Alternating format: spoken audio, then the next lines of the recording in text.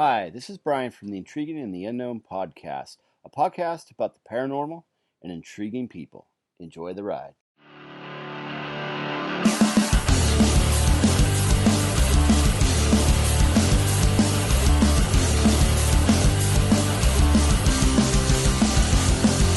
It's like, wow, someone's giving classes and they're free? All right, I'll check this out. And since then, Natalie and I have become friends, and I just want to introduce my guest, Natalie Kreider. Hello, Natalie. Yeah. I'm sorry. Say it again. It's Kreider. Kreider. Okay. I'm sorry about that. So, Natalie, okay. Welcome to the show, and I would just appreciate you taking up my offer to be my first guest on this podcast, okay? And I just kind of want to start out. I like to get to know someone's past, okay? And I was just wondering, where were you born? So I was born in Springfield, Missouri. Okay. And just tell me a little bit about your childhood. So my grandparents and my mom raised me. Grew up doing all kinds of different things. I've always been interested in the spooky and unknown. We were really close to Joplin, Missouri with the Joplin Spook Lights, so we used to go out there and try to see UFOs, and we had an albino farm and all kinds of different things. So we would go to these different locations. We go to the end of a dead-end road in the middle of a cornfield and watch shooting stars and stuff. So we just really enjoyed all that kind of stuff, and it got me started. But when we moved into my childhood home, just before I turned 2, we noticed that we were having activity in the home, and we later decided that it was a spirit there. We named him George, or at least that's what his name was. His name was George. He was a trickster. He loved going up and down the hallway, up and down the stairs. Occasionally you can still see him peek his head out from around the banister at the top. But he really took a fondness for me. And maybe it was just because of me being a sensitive, because I was a child. I mean, there's so many different things they could have been. Once I got older and moved out, though, he's definitely been less active. Mm-hmm. But he does occasionally still make an appearance. But he would hide things like our coffee pot. We'd be going on a camping trip, and the coffee pot's the last thing to get packed up. And my grandfather went to reach for the coffee pot to put it away, and it was gone. House upside down, unpacked and repacked everything, couldn't find it. Finally gave up, and we were just going to grab coffee on the way. And when we walked back into the kitchen, it's sitting there on the coffee pot maker. Now, you could see this spirit? Yes. Is it just you that saw it, or was it like an apparition? So it was just me that was able to mostly see George. People would get shadows and glimpses of him, but I was the only one that he seemed to really make a full appearance to. We have seen other full body type apparitions. My uncle passed away at a very young age from cancer, and he made an appearance to my grandmother, to his mom, in the kitchen, and very clearly gave her a hug and told her that, it's okay. Everything that's coming is going to work itself out, and things are going to be okay in the end, not to worry. Mm-hmm. And he was gone, but he still visits her to this very day in her dreams. Wow. Which is pretty awesome. I love hearing the stories about when loved ones come back to visit and people have those encounters. But it's when he appears, it's very much like me and you if we were standing in the same room. You wouldn't even be able to tell the difference. Now, I understand that you're like empath and you're a clairvoyant and you have a lot of gifts. Now, when you would see him, would you see him for hours at a time, or would he just come in visions, or? No, he'd come in visions. So sometimes when I see spirits, it can be more of just an outline, more of just a sense of them being there. Sometimes I can see them clear as day. I did one investigation years and years ago out at Vallis Mines and had a full body black shadow apparition walk up to me before fight or flight kicked in, which is always a fun story to tell. Because it starts with a porta potty, and all good stories start with. Oh, you got to tell this one. Oh, yes, it's my favorite story to tell. Okay. So I got started with that when I was a really young age, doing all those kinds of things, experiencing different things. I've experienced clairaudiency, and the ability to be able to hear things that not everyone else can. I end up picking up the phone to make a call out, and back then you had to listen to like the dial tone before you make a call. Not everybody's going to understand that. Oh, I do. Thank you. I went to make that call, and on the other line, on the other side, I could hear two people having a conversation back and forth. And at the time, I was out of contact with some of my family. And I kept saying, hello, hello, can you hear me? And they were just having a conversation like I wasn't there. Mm-hmm. Well, come to find out, when I did talk to one of my family members that I had heard on the phone, it was a conversation that they had had with the other individual a week before they passed away. Mm-hmm. And this was like 3 or 4 months later after the fact. Really? And I didn't know about it, but I was able to repeat the conversation verbatim back to them and know exactly what they said and who they were talking to. And they were just completely shocked by that. But at the time, I did not know that that family member had passed away. Wow. So that was interesting to be able to like compare those notes months down the line, and then find out that that was a conversation I heard that took place a week prior to them passing, like 4 months later. Oh, wow. So for me, that's an awesome experience. It's an awesome piece of evidence, really, to count on, because we always wonder, how does sound travel through the different dimensions, right, and light and our perception, and to have that happen months later, I mean, just really kind of gives you an idea that not everything happens at. It doesn't happen on the same plane. It's pace. Right, like everything, like in different dimensions and things like that, huh? In different places in time. It's crazy how that happens, and trying to put that all together, that's a really cool story. One thing that kind of intrigued me about you, it's like my parents, okay, they kind of shake their head when they find out that, I'm talking about being in the paranormal, and they're like, you go and chase ghosts. And yeah, I do. Your parents started a paranormal team. I mean, it's kind of interesting. Let's talk about that a little bit. So, to be honest, my family was split 50-50 right down. Not to be discussed. If you experience it, we keep it hush-hush. Okay. The other side was, let's do this on our free time and on the weekends, and let's research it and talk about it and go do all these things because it's exhilarating. It's fun. Which, in truth, it can be. It really can be, especially when you're going to all these abandoned type locations. There is a thrill to it that we all kind of seek in the process. But it ends up becoming so much more. Like, I've always tried to decipher between being a ghost hunter and being a paranormal investigator. Mm-hmm.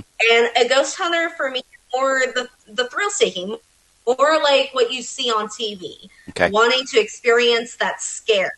Mm-hmm. Whereas the paranormal investigators, for me, are more focused on understanding the scientific aspect of it, trying to debunk things, helping people.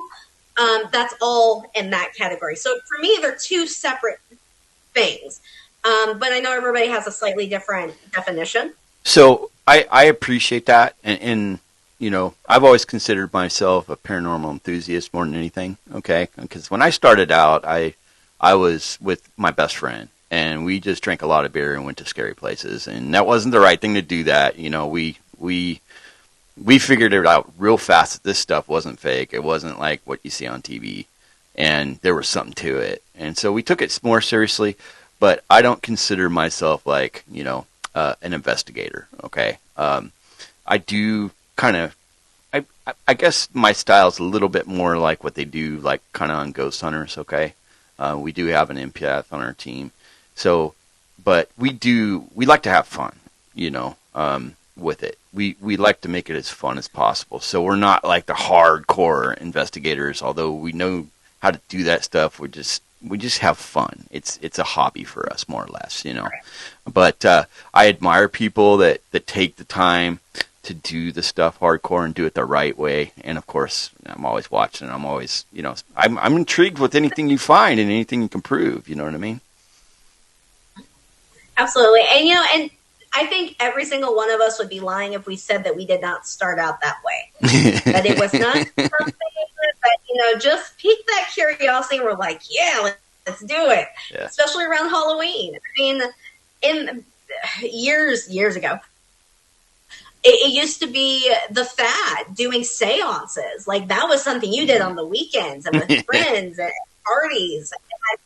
And then we hit this decline in the interest, and it became this taboo topic that nobody wanted to talk about or acknowledge. And then it picked up again. And I've noticed that over the years, there's kind of this ebb and flow. It peaks and then it dwindles on the interest. Mm-hmm. And all of a sudden you have this swarm of investigators and ghost hunters that come in, and they're doing all kinds of things, and then it kind of fades out. Mm-hmm. And the years just continue this trend, and I've always found that interesting. But I don't know. There's just something about it it's exciting, and that's how I got my start. Just by going random places, you know, hearing legends, myths, stories, and going and seeing them. I remember there was this one guy out by one of the cornfields. Like, he's a big UFO enthusiast, and he has a giant homemade UFO ship that sits in his front yard year round.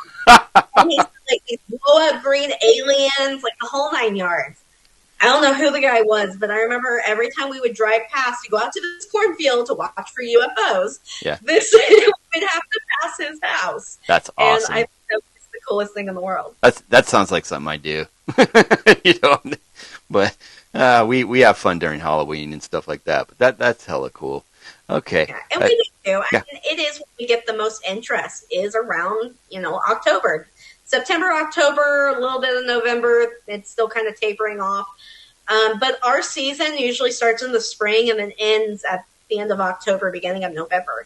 And then we go into hibernation. I like to take a little vacay with the holidays. Mm-hmm. But when we're not going to locations and investigating, we do work private cases. We do private homes, and we are constantly 365 days a year trying to help people. That's awesome. And for me, one thing that I take pride in, and that I've really been focusing more on in this last year, is the mental health side of things. Mm-hmm. And so many teams will investigate, do their intakes, determine that what the client is experiencing is not paranormal at all. It's mental health. Maybe it's medications. It's a psychiatric. It's trauma. Right. And they're like, sorry, you don't have any ghosts. Have a great day. See ya. Yeah. And you can't do that, because that just compounds it. And that turns into what we call paranormal predators. And that is how they start having to pay $500-$600 an hour for somebody to do an exorcism through a Zoom call. I mean, it's ridiculous. Oh my goodness. You laugh, but I have had a case come through like that.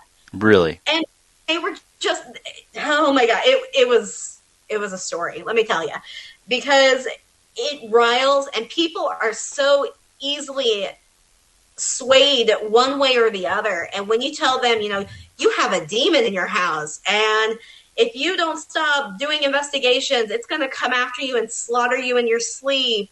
But for $650 an hour, I can cleanse your home through a Zoom call. It doesn't work that way. It doesn't work that way at all. And people think that they can go click ordained online, and that doesn't make you an expert in the field. It just doesn't. So we really try to partner with local mental health resources, psychiatrists, therapists, people who are educated and licensed to offer their assistance. And we'll have them review. Our intake files are recorded, and we will have them watch those intake videos. And they look for body language. They look for the way that they act, all these different things, because it could be a drug problem. It could be simply a medication problem. Seizure meds, high blood pressure meds, like all these different things can cause it, plus paranoia. on top of that, can just send somebody into a spiral. And that alone, mental health, especially depression, can really open you up to spiritual attacks. So it can become paranormal if it's not dealt with properly. So that's where we come in. And we don't just drop our patients. We try to get them the help the best that we can. And the last year, I have recently joined a group called the Warren Legacy Foundation, which was created by Lorraine Warren and their grandson, Chris McKinnell. Chris is still in charge of it. They brought me in and originally started for their West Coast division and Midwest. But now I'm just in the Midwest currently here in Missouri. And I help with their cases. And, and they help if I have a case, they help. But it's given me the opportunity to work with so many more people that have the experience and that have dealt with some pretty big cases. And it's knowledge. And I love it because I'm like a sponge. I love conversation. I love talking about it and learning new things because there's never going to be something that I can't learn. This field is constantly expanding and growing, and we're learning new things and new ways to do things. And if somebody says that they're an expert and they know everything about the paranormal, I say they're lying. And I don't tell that because there's no way. There's no way you can literally know everything about it. No. Yeah. There's a lot of things that I do when I investigate and have fun, but I mean, there's a lot of things I'm not here to expel ghosts or anything. All I'm trying to do is find evidence of the paranormal and, either tell you there's something there or there's not. Yep. I'm going to fun spots, like ghost towns and stuff. I'm more about trying to catch things visually, and catch things through ITT and stuff like that. But I'm not there to solve anybody's problems. That's not my deal. And I really appreciate people like you and what you do. And you're helping people. You're helping them identify what's going on and tell them they're not crazy, or if they do need mental help, hey, let's sit you in this direction and get you fixed, And that's a beautiful thing. It's a really beautiful thing.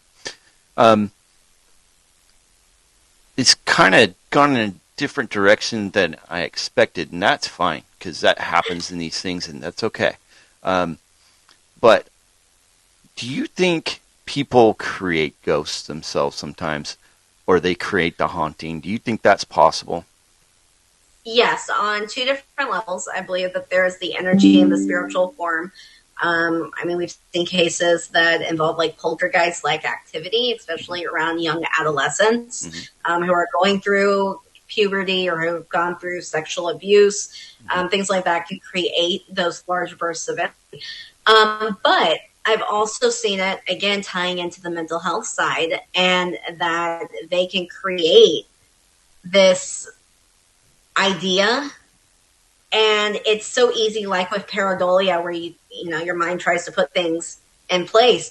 Suddenly you're inputting that it's a spirit, it's a ghost, it's a demon, it's whatever. And every little thing that happens, it could have been a breeze that, blew the papers off the desk. They have created this world in their head that there's something there. And I think that energy can eventually build and manifest. Okay. I've always had a belief in that too. Like, I think about places like Waverly Hills, right? So many people go there in anticipation of just as soon as they walk in there, ghosts are going to start jumping out at them and all this crazy stuff. And I think these like really kind of holy grail places that everybody sees on TV, I think a lot of that is created by that kind of energy, And I think that can be done in the home too. Go ahead. I call them paranormal landfills. Because people bring in their bags of garbage with them, their spiritual attachments, whatever. They bring this energy in, and then they just drop it like a landfill, and they just leave it there. And you start to lose over time what was there, who was actually there originally, and now it's just compounded with all this other paranormal garbage. And it just sits there, and people just keep wading through it. Yeah. I've been in a lot of places, and it's always the big places that really kind of let me down.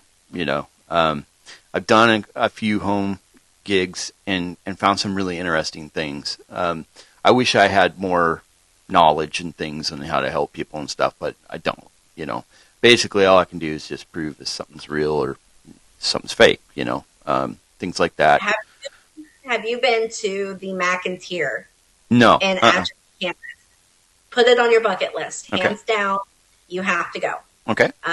First, Stephanie is amazing. She's the best host I have ever met. Mm-hmm. She is an absolute hoot. But we were there in March for my birthday, and we did one of our first open hunts of the season where we bring people in from the public to be able to experience how we do investigations. Mm-hmm. And we were there at McIntyre, but we did 2 nights. We ended up spending the night for our team the first night and then bringing everyone in the second night. And it was nonstop. From the time you got there to the time you left, there was stuff going on, even in broad daylight. Oh, yeah. Yeah. And it's one of those, it's hard because when there is literally nobody in the house and it is just you and you are clearly hearing those footsteps upstairs and things are moving, like doors are opening on their own, it's a whole nother world. But it's not aggressive, at least not from mostly what I was experiencing while we were there. It wasn't so much as aggressive. I feel like it was more curious, more prankster-like, and just wanting to interact in its own way. But we got some really good results while we were out there, and that was a great place. So if you ever find yourself in Kansas, that is a must. Okay. I'll definitely put that on my list. Do you prefer? I think I already know the answer to this question, but I'm going to ask it anyway. Do you prefer big places like that, or do you prefer the homes and helping people and things like that? I prefer the homes. Okay. Yeah, I prefer the homes. I get just like with McIntyre or Waverly or any of these places, the ghost hunting is what brings in their income. That is what keeps these places running. And I totally can get behind the fact of raising money and bringing awareness to the history, because that's what we do through our events. We help with the restoration and the preservation of these historical locations. But the people that I have a problem with are the ones that don't allow spirits to cross over, that pretty much exploit the paranormal for the profit. Yeah. That I have a problem with, because if you have a child spirit there and they can't cross over, or because you're not letting them, there's a difference there. I believe that, when spirits do cross over, especially loved ones, if they want to come back and visit, they can. And I don't think that any spirit should be held pretty much captive in that sense. For financial gain. Yeah, just can't. They shouldn't be bound to a location like that. But, it's not my business. It's not my job to go in there. But we'll get people who just want us to verify what's going on and then don't want to do anything about it, and they're happy to coexist. And then there's people who refuse to go home and are sleeping in their hotel rooms because they're terrified of what's there or what could be there. And then that becomes so many issues. The mental health side of just sleeping in your car, afraid to go home to your own sanctuary where you should feel safe. That's where we jump in, and that's where we try to get them help, whether paranormal or not. That's awesome. Okay, do you ever investigate by yourself? Have I? Yes. Do I now? No. So tell me what you think about that. I'm big about the buddy system. You never know what you're going to come across. Just because most of our cases don't end up being the scary, dark, demonic type that you see on movies doesn't mean that it's not out there, because it is. And you can come across it. It can come up. But you need to be safe both physically, because if you're hiking through the woods and you fall down a ravine and your phone breaks, sorry, you're just SOL stuck out there, and hope to God some other hiker comes through in the area. But if you're with a buddy, you have a more likelier chance of survival and of getting help faster. We have toolboxes that have all of our medical supplies. We have everything from broken bones and you name it, we've got it. Nobody is dying on our watch. Well, at one point, eventually, we will go from being the hunters to the hunted. That is not going to be on my watch. So when I took your class, you guys brought up, having a first aid kit in there, your kit and stuff. And I immediately went down and bought one. That's one of the major things I got from your class. It's like, oh crap, I never thought about that. And I was ghost hunting by myself like all the time. Yeah. So I typically, I go by myself still, but at least someone knows exactly where I'm going to be. Okay. Yeah. And they know how long I'm going to be gone, but typically I try and at least have one person with me. So I don't think the Androids, I think the iPhones can. They can ping your location like on a map. Yeah. So every hour or so, I have that ping sent to one of my investigators that's not with me or a family member. So it is constantly telling them. So if I haven't checked in, they know where I last was.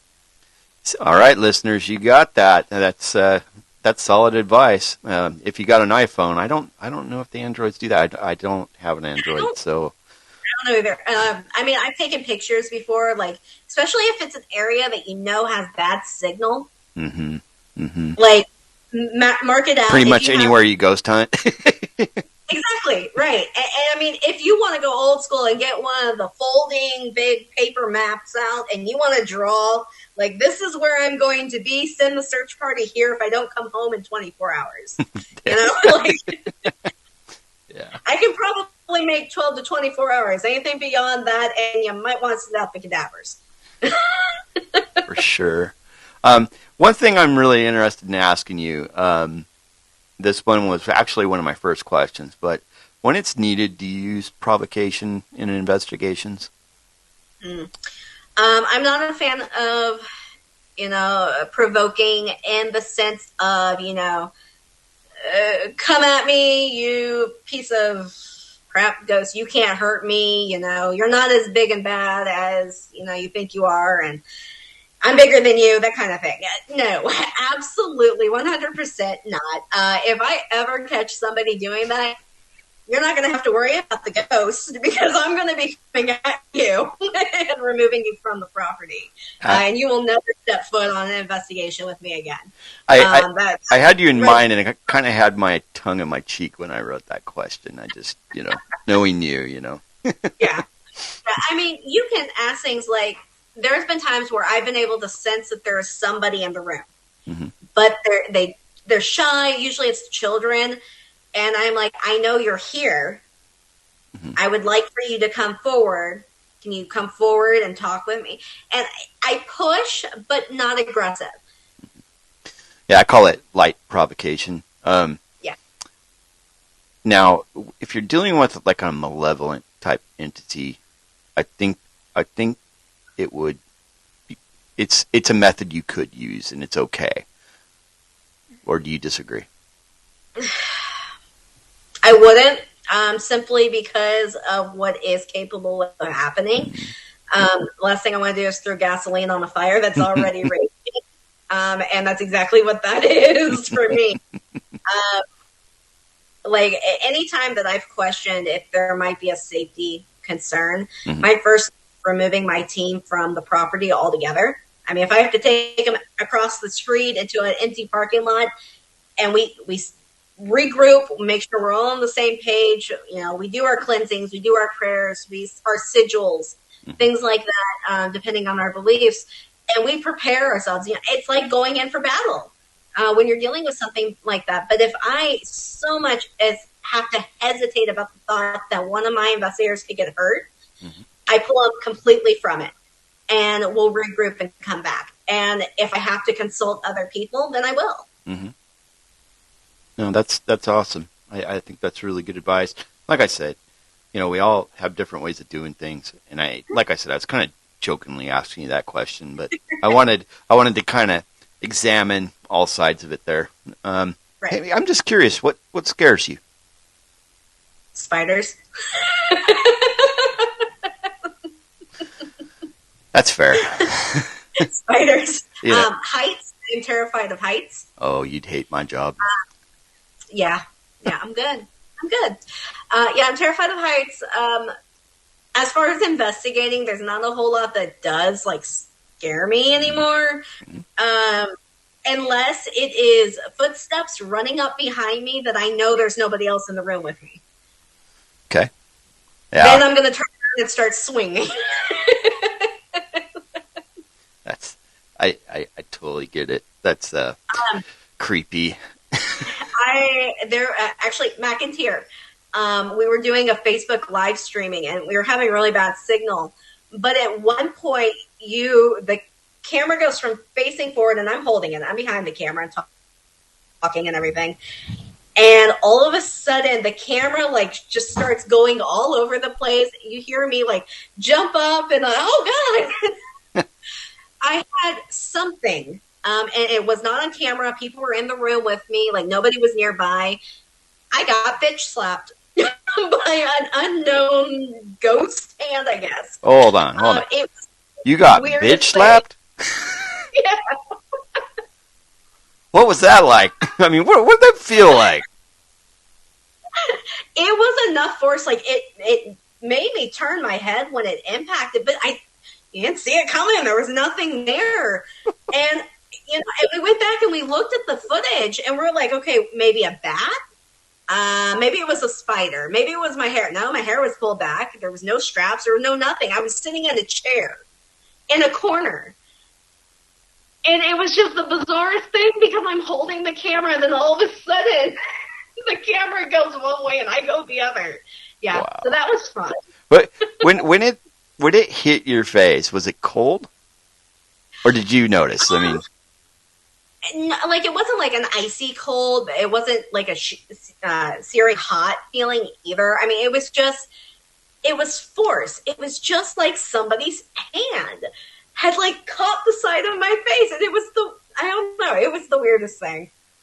Okay, I've never been bitch slapped, so man, that's pretty epic. They come on investigations with me. We've given skeletons lap dances. That was on Facebook Live too. Yeah, we like to have fun. Yeah, there's nothing wrong with having fun. Again, both of those situations were at McIntyre. McIntyre, okay. Yeah, I am going to put this on my bucket list, and you're going to take me there, and you're going to show me how to get bitch slapped, okay? So. All right, I'll do it. Yeah. There's a wheelchair that sits in one of the rooms, and it's got one of those Halloween skeletons that sit in it because she's got those all around the place. And the spirit that's down there is a gentleman, and he is the most dirtiest, perverted spirit I've ever come across. The dirtier the jokes, the more he interacts with you. Oh, my goodness.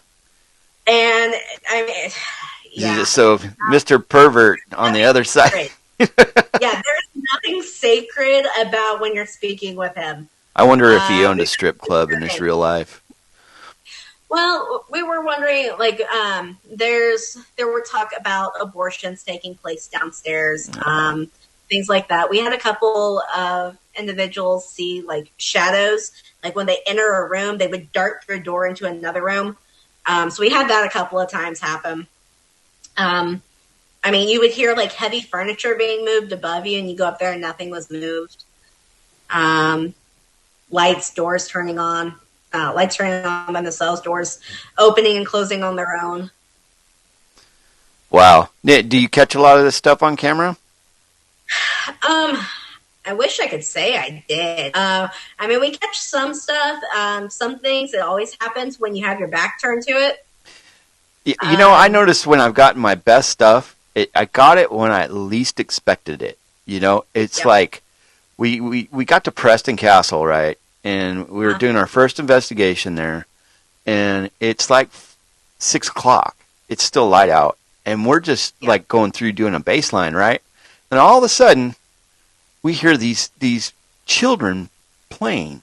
They're going la la la la la la la, and we're like, what the hell? It's a disembodied voice, and I didn't believe it when I heard it, but we heard it, and we weren't expecting it. It just always happens when you least expect it, and then sometimes you're lucky enough to have that microphone there or that camera there, and man, it's such a bummer when you don't, though. Or the one that God, I hate more than anything is when you take, because let's be honest, this is our prized possessions, is our EVPs and stuff. So we take really good care about making sure that everything transfers beautifully, nothing gets deleted or left behind. And then you go and you've done everything right, and you go to listen to the audio file and it says it's corrupt. It's got everything. I've had like the second half of an interview get corrupted, and it just drives me insane. And it's like, okay, is this paranormal? Maybe. Is it not? Maybe it's just a tech thing. But I know I did everything I was right. Like, I didn't eject the Sims card before it was supposed to or anything like that. It's just, nope. We're at the Kennedy mine, me and Evan, and he's one of my teammates, and it was just me and him, and he'd never really messed with our cameras before, so I was doing some scrying in front of a mirror, and some pretty cool stuff happened, but he forgot to turn the IR light on, so he was basically filming in the dark. And I was like, oh yeah, I'm the lead investigator. No. I forgot to tell my guy how to use the camera. Bummer, you know. So one thing that I've noticed, and you know, and I tell my team constantly, I'm like, whenever we're taking photos, make sure that you say flash. And I always say, do as I say, not as I do, because I'm terrible about it. And I'll preach it for days, but I'm terrible about it. Because I'll say flash the first like 5 or 6 times, and then afterwards I'm just in the zone of taking my photos, and I forget to say it, and then everybody gets blinded, and everyone sees orbs for the next 10 minutes. So, it never fails, because I'll hear someone say flash, and I know not to look at that way. I know not to look at the camera so I don't get blinded, and every time they say flash, I look right at them. Bummer. Every time. It's like a moth. Speaking of orbs, I have a question about one, but we need to take a quick break for our sponsor. Okay, so we'll be right back on the other side. And we'll go 5, 4, 3, 2, 1. Okay, and we're back. And on the subject of orbs, I'm just curious, what's your thought on orbs? A lot of people, some people think they're just spirits. Some people don't believe in them all. Some people think they're bugs. Some people think, they think all kinds of things. And I'm just curious, what's your thoughts on that? So, as far as with orbs, they're tricky. Because there are people who believe there's no such thing as orbs, as you said. Then there's some people that believe everything is an orb. And I think you really have to break it down. If you're outside, you have water particles, you've got dust, you've got bugs, you've got pollen. All of that can appear differently. And I kind of have a chart. I don't know if it was in the workshop that you attended, but I usually show a chart, and it shows like what all these different items appear like on camera when you flash and the way that they look. And it's a good guide that we could reference. Like, it could be, maybe we've ruled everything else out, and then we look at it, we're like, oh no, that was definitely a fly. Yeah, that's what that was, or a web or something. Most time, I can't accept anything that was done outside, any outdoor photos, because there are so many different moving parts and elements. I can't safely say that what I'm seeing is absolutely an orb or not. Indoor photos are a little different. Like, I try to shut off any HVAC systems in homes if I can. I even shut off the main breaker if I can, so that it doesn't interfere with the EMF. Anything like that. Anything that I can eliminate a possible source creating a false positive. Do I think that there are orb photos out there? Absolutely. I've got a couple of really good ones. I've even caught a vortex a long time ago. It was in a small little cemetery at the base of a tree. And it was so fascinating that was interesting. I mean, you could see like other orb like photos. But that picture was taken right before we had a storm move in. So again, it was really hard to determine in like all the other photos what was dust and pollen and stuff being pushed around by the wind. But there were some that just very clearly, orbs for me have tails. They have trails that they leave behind. Especially, I like them when they're in video footage, because you can see the way that they move and act. That makes a difference. I've got one posted on there from Hotel Josephine when the local news station came out to do a segment last October. And very clearly, you can see this orb at the beginning of the video come up, shoot, turn around, and go right back. And it was just so fascinating. It did not move like a bug would, like it hovered and just kind of stayed there and then turned and went off. And then we were getting responses about kids wanting to play, and we asked, who do you want to play with? And it said, I don't know. And it was just things like that. So it was intelligent type responses that we were getting. But when it comes to the orbs, I really like the video footage over just your digital photos. Me too. I'm pretty much photos.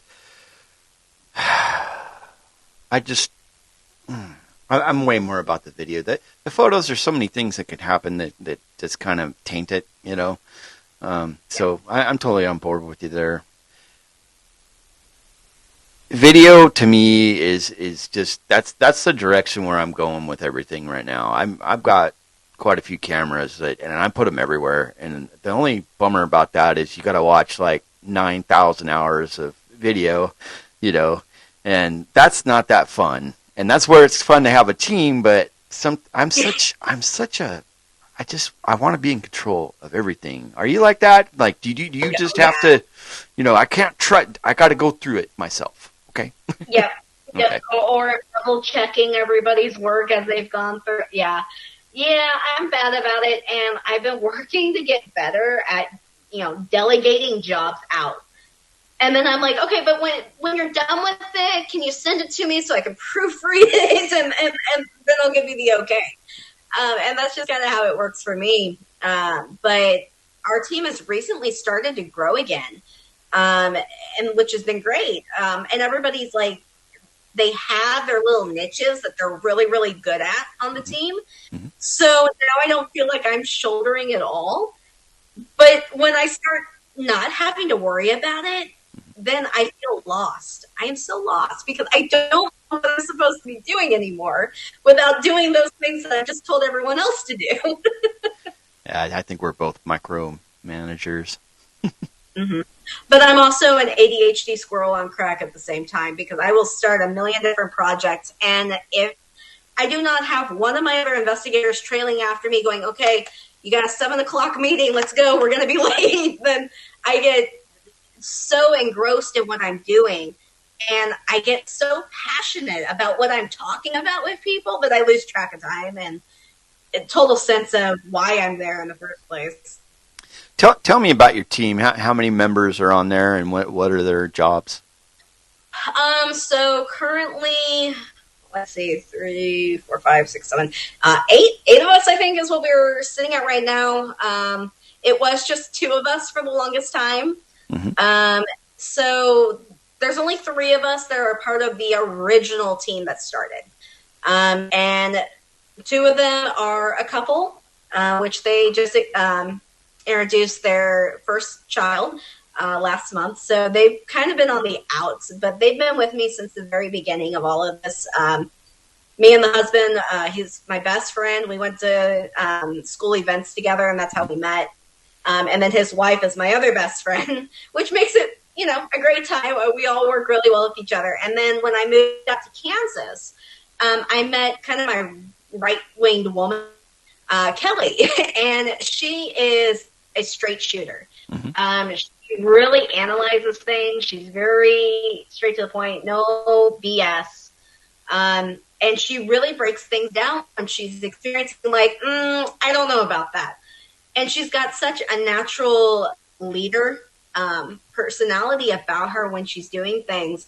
But it's something that I know, like if I'm sick or I'm working a private case for the foundation or something, I know I can put it in either her or my other investigator, Justin. I can put it in their hands and not have to worry about it. Like I know the team will be okay, that our clients will be taken care of. And to be able to have that is, crucial when you're running a team. Because the truth is we can't do it all on our own. It's just not possible. And then we have her mom, Kelly's mom, is on the team. She's kind of like all of our moms at this point. But she brings her own uniqueness about her. She really can just relate with people. Mm-hmm. She always seems to be super shy, but she's extremely smart when it comes to all of this. And she just really loves trying to ask questions and capture things. So our team has a really good basis for asking questions that aren't normally asked. Mm-hmm. My other half is kind of like a part-time investigator on the team. He does all the heavy lifting behind the scenes. But when he does spirit box sessions, he's asking questions that go beyond, what's your name? How old are you? I mean, he's talking to you like me and you. Mm-hmm. What was your favorite subject in school? What was your school mascot? Or what's your favorite color? Mm-hmm. Things like that. Things that we don't normally ask to try and get different responses, because sometimes it is just the same old questions asked 20 different ways. So mixing it up is nice. Our newest member, which is Sarah, she's our investigator, but she's also our web designer. And we just released yesterday our updated website. So I'm super excited about that. It looks really good. Again, I made it work, but hers is so much more cohesive. And it's what she does for a living. So I was happy to push that over to her. To let her do that. But we've got a few others that are kind of like part-time investigators that help out along the way. It just kind of depends if we're in their area or if they travel. Then they kind of help run behind the scenes. So explain to me, when you guys, you're going to do your run-of-the-mill investigation, kind of walk us through the steps that you guys take before, during, and after. You don't need to spend a ton of time on it. Just kind of give us a snapshot at how you do things. First, when we receive a case, I do a personal one-to-one phone interview with the client, just to get a sense of what we're dealing with. And then if we decide that this is a case that we're going to take on, we schedule a kind of like a Zoom meeting where we sit down and we record, and we have a very long list of questions that we ask just to try and narrow down as to what it is that we're dealing with, but also so that we can see their body language and all these other identifiers to what could be happening. Plus, sometimes when you talk about the paranormal stuff happens in the background, and those are the kinds of things that we want to catch that we normally wouldn't over the phone. And it also allows for either other professionals or other team members that couldn't make it to the meeting to be able to go back and rewatch, because sometimes we miss things that are happening right there and then, and we catch them later. So after we do that and we've determined that it's a case we're going to work and what's going on, we go into the research side. We start looking at plat maps, archives, newspaper clippings, history, previous owners, you name it. If we can hunt it down, we will. And try and go from there. Then we will set up a time to actually go down and do our initial walkthrough. This is when we get a lot of our base readings. We get a feel for the location. We try not to share a whole lot of information at that point, especially if we have a medium working. Normally the medium is me. So it doesn't really matter either way. But when we do have others that help out, we don't give them a whole lot of information so that we're not influencing what they're picking up. But we do that walkthrough, see what they get, then we discuss it afterwards, and we create pretty much a plan. And if anybody knows how a plan works, it never goes according to plan. So we try to make alternative plans in case the first one falls through. But sometimes it's just thinking on your feet, because you don't necessarily always know what you're going to come across. Mm-hmm. Is it residual? Is it intelligent? We don't know. Most times on an investigation, you're just sitting in the dark talking to yourself for 8+ hours and get absolutely nothing. So when we're done with our investigation, we go back, we discuss what we've experienced, what happened. We'll get all of our photos and videos transferred over all onto the same drive so that we can review them later. And then we sit down and we start going through. But I let clients know that, this might take me a little time to cipher through it all. Like, I'm not going to have answers for you by tomorrow. I have to listen to everything. And if I don't think there's anything there, I'm going to tell you that I don't think there's anything there. But a key thing for anybody who does private residences is that you're not going to be able to make everybody happy. That's just customer service. And there are some clients out there who are dead set believing that what they have is this particular type of spirit. And no matter how much proof to validate that that is not what they're dealing with, they're not going to believe you. And you can't help them all. You can't save them all. And that is just the name of the game. We keep in contact. If we have to get them help through mental health services, we'll help there. But beyond that, we'll keep the case open for a little while. It may not be active, but we'll keep it open. I do weekly or monthly check-ins with all of our clients. And then once they are good, there's been no issues, then we'll close out the case. How often, I'm sure it varies, but how much time do you spend, on an investigation normally? 4 to 6 hours if we're not getting a whole lot. 8 to 12 if we are. It depends on the location, the activity, the size, how many investigators I've got. It varies. Understood. No, that makes sense. I've heard people investigating for like 2 weeks, and I'm like, do you really need to do that? You know what I mean?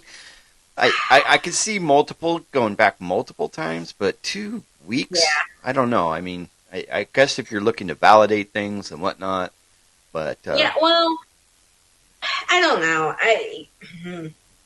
There are some opinions that I keep to myself that I don't necessarily always share with everybody. I understand. I'm the same way. There are some shows that people have watched recently that I can see where being immersed in the location, you're going to start noticing things over a period of time. Mm-hmm. But there are certain key events that can trigger paranormal. Renovations, moving, changing of things, desecration, things like that can all trigger it. But sometimes it's months before a family moves into a home before they even start noticing. And a lot of times it's small, minute things that start happening that takes time before they even realize what's going on. A lot of times we're like, oh, I must have just forgotten that I put my keys there. Or, well, that's weird that ended up in the dryer. I must have just not been thinking, just going about our daily life, and we don't think automatically paranormal. Mm-hmm. And I don't see how being immersed into a location that long is going to make a difference other than playing on your psyche because you are there expecting to catch something.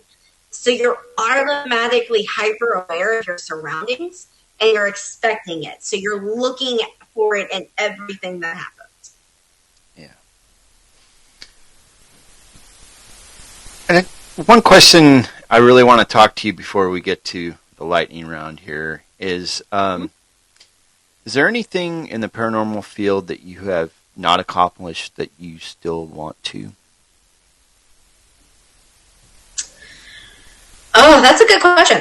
I already do my workshops. I try to inform people the best that I can.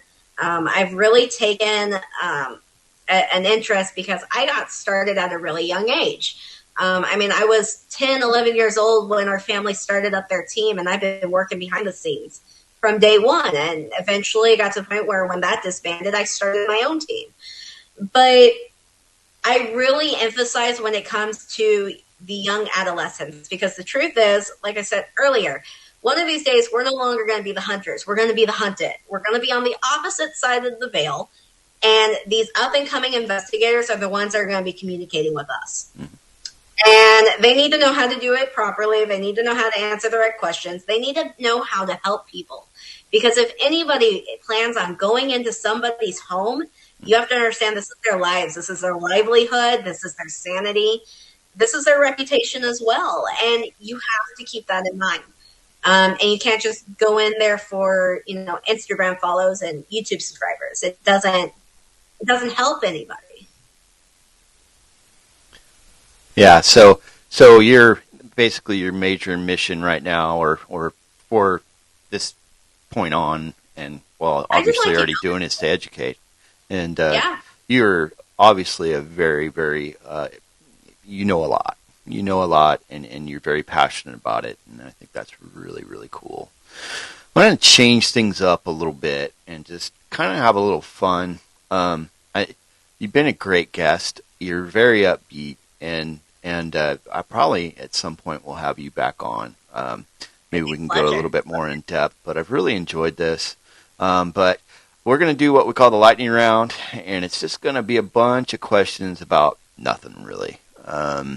This is kind of how I roll. I'm a guy with a sense of humor, man, and so it's kind of, it lets us have fun. It lets you get to know a little bit about Natalie, and I get to be me, So, question number 1: how do you like pineapple on pizza?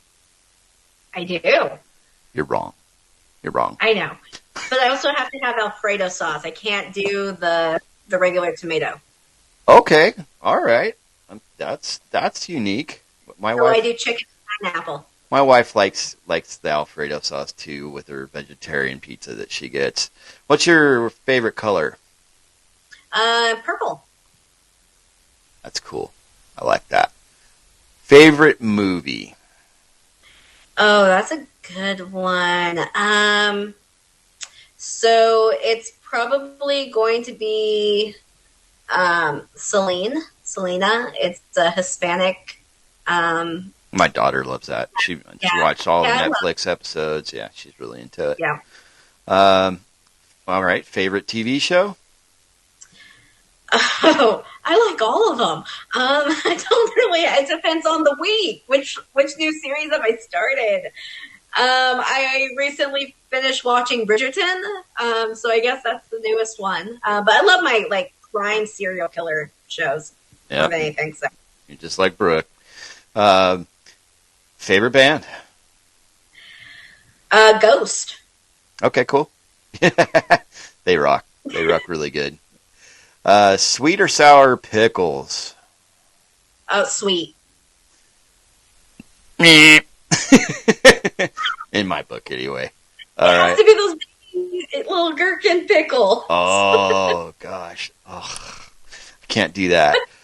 Iced tea, do you like it sweet or unsweetened? Sweet. All the way. So I lived in the South for a while. In North Carolina, I was in the service. And, man, I'm not a sugar guy, okay? And every time I ordered an iced tea, it was always sweet. It just made me want to gag. I can't stand that stuff. Ugh.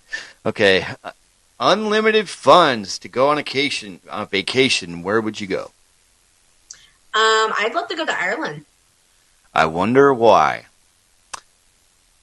A few haunted places you want to check out? Yeah, I see that look on your face. You.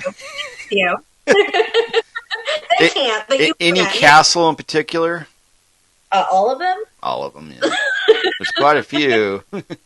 I heard one time that they got this thing about fairies there, right? And there'll be a freaking tree in the middle of the road, and the road has to go around it because they don't want to piss off the fairies. Yep. So if you ever get there and you see that, you take a picture for me and you send it to me, okay? I would love to. All right. I really, one of these days, I'll get a case overseas and I'll be able to fly out there for it. But yeah, there's quite a few locations out there I'd love to go to. That'd be rad. That'd be super rad. Okay. Cheeseburger or hamburger? Cheeseburger. Yeah, definitely. Gotta have the cheese. I just like a little bit of pickles on it. Nothing else. Just. Yep. I know like it all. I'm a little weird. I like it all. Flavor of ice cream. Ooh, it's called Fish Food by Ben and Jerry's. Okay. It's chocolate and caramel and fudge little fish molds. Yeah. Okay. How do you feel about ketchup? I don't mind it. Really? I completely detest it. I can't not stand it. It's okay. I like tomatoes. Some tomatoes with a little bit of sea salt on them. I'm Okay. good there. But Yeah. ketchup is one of those, like, it goes with fries, it goes on a sandwich, but I could take it or leave it. Okay. How do you feel about David Bowie? Interesting choice of style. Definitely. I like him. He's interesting. He's just interesting. He's one of a kind. Now, these are very random. I just picked a bunch of questions, just came up with a bunch of stuff. So, all right. If you won the lottery, what would you do first? Well, normally the adult side of me says I would pay all of my bills and pay off the house. The other side of me says I'm going to buy all of the paranormal equipment that I can get my hands on, because that stuff is expensive. I think I'd hire a tax attorney first, and then probably buy all that really expensive gear that I'll never buy. You know what I mean? Right. Okay. Nirvana, love or hate? Love. Okay. Taylor Swift, love or hate? It's a love-hate relationship. My wife catches me listening to her every once in a while. I actually really enjoy her lyrics. I think they're interesting.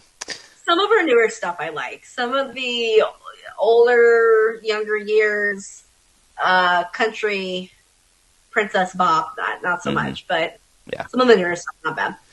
Yeah.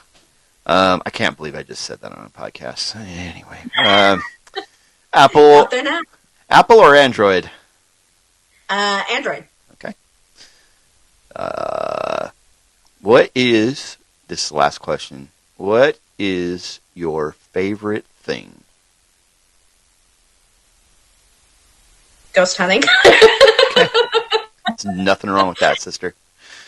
Okay, that ends the lightning round. I think we all learned a few things about Natalie, a couple things about me, and just forget about the Taylor Swift thing that I said, okay? You better not edit that out. No, I won't. I'm not going to edit any of our conversation unless there's some weird noises or something like that needs to be cut out. Like a demon in the background, saying something weird or, My cat was crying a minute ago. Your cat was crawling all over the place. I mean, it was up over there on the sink. It was jumping all over the place. That was crazy. I love cats, so. Yeah, there's 3 of them running around. So last thing, I mean, how do people find you? And after that, do you have any upcoming events? Yeah, so the best place right now to find us is going to be through Facebook at Darkly Obscured Paranormal Investigations. You can join us there. We post everything there. But we do have a TikTok, because we're trying to be trendy like that. We have a YouTube channel. We do have a Patreon page, but we are currently working on getting more content put up there before we can re-release that. Let's see what else. I think there's an Instagram page out there somewhere for us that occasionally gets posted to. I'm not big on Instagram. Facebook's really where it's at. We do have our website that we just released. So you can find that link as well on our Facebook page. As far as upcoming events, we have 2. We have one here June 17th, which is going to be at Vallis Mines Lost History Museum in Valley Mines, Missouri, about 45 minutes south of St. Louis. I really wish, because those are where some of my best stories come from. It's from Vallis Mines, so that'll have to be our next episode for sure that we do. But we're going to be down there. This place is near and dear to my heart. It's where I got my start on investigating. I still do it. We're raising money to help with the restoration because it's needing some serious updates and fixing. But we've got the investigation on the 17th. Our tickets are on our Facebook page, but they're also through Eventbrite. You can just look up the Vallis Mines investigation, and that will show up. And then we've also got an event in October 21st. It is the annual Ghost Roundup in Vallis Mines, Missouri. We are going to have vendors out there, food trucks, presenters, you name it, mental health providers. Information will be out there as well. I think I'm missing something. Food, yeah. But then that night afterwards, we're also going to have a bonfire, campfire, so that we can tell ghost stories around the fire. Oh, I love it. Yeah, so s'mores, the whole 9 yards. Yeah. Go big or go home, right? Absolutely. And then afterwards at 11, because it's from 2 p.m. to 11, at 11 o'clock, anybody who has bought a ticket will be doing a late night investigation of Vallis Mines with us. And that's going to go until like 4 or 5 in the morning. Okay. Well, I'm going to be tired. I'm sorry, the last part? So I'm going to be tired after that. Oh, I bet. Oh, man, after getting all that organized and stuff, and then, oh, boy. You are a high energy lady. I'm extremely proud of you. Like I said, energy drinks. Yeah. So I've really enjoyed having you. I definitely would like to have you again and just get a little bit more in depth. And you've been a wonderful guest, and I just thank you for being on my show and being the first one. That's I know. Like, it's a privilege. I love it. Yeah. So I'm going to end the show here. I'd just like to thank my sponsor, Bethany's Home Sweet Haunted Home, for their support. And thanks for listening. 5, 4, 3,